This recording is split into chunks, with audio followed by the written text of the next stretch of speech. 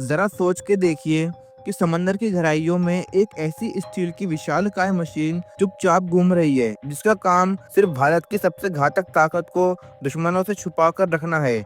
ना कोई आवाज ना कोई हलचल, लेकिन जब वक्त आएगा तो ये साइलेंट किलर तबाही मचा सकती है। आज हम बात कर रहे हैं भारत की सबसे आधुनिक और सबसे खुफिया nuclear powered ballistic missile submarine की। वो ताकत जो भारत की न्यूक्लियर टारगेट को पूरा करती है और जिसे लेकर खबरें हैं कि यह साल के अंत तक भारतीय नौसेना का हिस्सा बन जाएगी। दुनिया में न्यूक्लियर बॉम्ब 3 रास्तों में पहुंचाए जा सकते हैं। पहला है जमीन से, दूसरा हवा से और तीसरा सबसे खतरनाक तरीका है समंदर से, यानी सबमरीन के जरिए से। दोस्तों, जमीन और हवा से हमला करने के लिए बेस चाहिए, रनवे चाहिए, लेकिन अगर दुश्मन पहले ही आपके लॉन्च पैड को उड़ा दे, आपके एयरबेस तबाह कर दे, तो फिर आपके पास कोई और रास्ता नहीं बचता सिवाय एक समंदर के। यहीं पर आती है न्यूक्लियर सबमरीन की भूमिका। ये समंदर के इतनी गहराइयों में होती है कि कोई सैटेलाइट इन्हें ट्रैक नहीं कर सकती, और जैसे ही ऑर्डर मिलता है ये मिसाइल छोड़ती हैं सीधा दुश्मन की जमीन पर, और वो भी न्यूक्लियर हथियारों के साथ। इसी कॉन्सेप्ट को कहते हैं म्यूचुअली अश्योर्ड डिस्ट्रक्शन। मतलब अगर कोई देश भारत पर न्यूक्लियर हमला करता है, उसे मालूम है कि जवाब में भारत की उतनी ही भीषण तबाही मचाएगा। अब बात करते हैं भारत की तैयारी की और भारत की ताकत की। भारत के पास पहले से ही 2 nuclear ballistic missile submarine operational हैं, आईएनएस अरिहंत और आईएनएस अरिघाट। ये अरिहंत क्लास की सबमरीन्स हैं और ये भारत की डिफेंस स्ट्रेटजी का सबसे गोपनीय और खतरनाक हिस्सा मानी जाती हैं।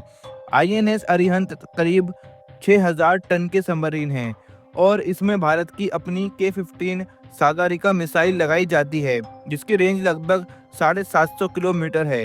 इसके अलावा के-4 मिसाइल की भी क्षमता है जो इसमें 3500 किलोमीटर दूर तक वार कर सकती है। अब जरा सोचिए, अगर कोई दुश्मन देश भारत के ऊपर हमला करता है और भारत के एयरबेस या मिसाइल बेस को नुकसान होता है, तो भी समंदर के नीचे चुपचाप घूम रही ये सबमरीन एक काउंटर अटैक की गारंटी देती है। अब बात करते हैं अगले जनरेशन सबमरीन की। अब जिस सबमरीन की बात आज हो रही है वो है S4 सबमरीन। दोस्तों, ये अरिहंत क्लास का एक एक्सटेंडेड वर्जन है। मतलब इसमें उसी न्यूक्लियर पावर प्लांट का इस्तेमाल है, लेकिन ये उससे 2 गुनी मिसाइल कैरी कर सकती है।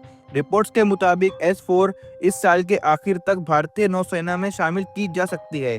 इसके बाद इसका आधिकारिक नाम होगा INS अरिधमन। दोस्तों, S4 और इसके अपग्रेडेड वर्जन S4 स्टार को काफ़ी समय पहले तैयार किया गया था, लेकिन इसे ऑपरेशनल करने का फैसला बहुत रणनीतिक तरीके से लिया गया है, और ये साफ संकेत है कि भारत अब न्यूक्लियर टारगेट को मजबूत करने के फेज में पहुंच चुका है। इसके अलावा सैटेलाइट इमेजेस से ये पता चलता है कि कम से कम 3 सबमरीन तो बनकर तैयार हैं। चौथी को लेकर थोड़े कंफ्यूजन है, लेकिन इतना ही तो तय है कि Bharat under water nuclear strike capability अब सिर्फ कागज पर नहीं बल्कि समुद्र में तैनात हो चुकी है। अब बात करते हैं भविष्य की झलक की, और बात यहीं खत्म नहीं होती। एक और क्लास की सबमरीन S5 क्लास, जिसका काम अभी शुरू हो चुका है। ये अरिहंत और S4 से कहीं बड़ी होगी। इसका वजन लगभग 13,000 टन तक हो सकता है और ये 12 से ज्यादा लॉन्ग रेंज मिसाइल कैरी कर पाएगी। मतलब भारत सिर्फ डिफेंस में ही नहीं, स्ट्रेटेजिक डोमिनेंस के रास्ते पर भी बढ़ रहा है।